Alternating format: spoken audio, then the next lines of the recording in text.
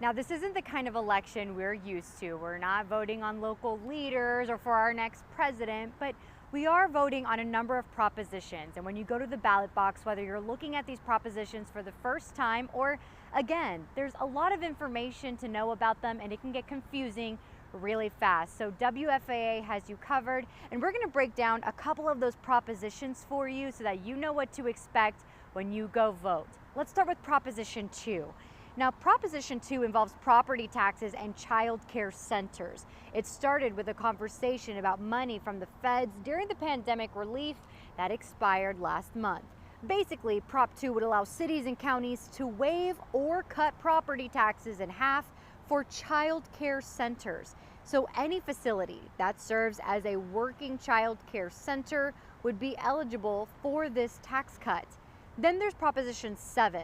Now this one deals with the state's power grid. A lot of interest here.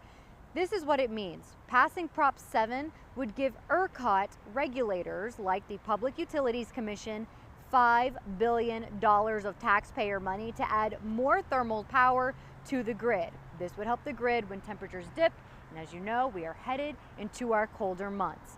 And circling back to the property taxes topic brings us to Proposition 4. Now, earlier this year, Texas lawmakers approved a $12.7 billion package of property tax cuts, but it first needs voter approval. Prop 4 would provide that relief specifically for school districts. Now, this would also raise the state's school district homestead exemption from $40,000 to $100,000. Now, that was a lot of information. We weren't kidding, but thankfully, like we mentioned, WFAA has you covered.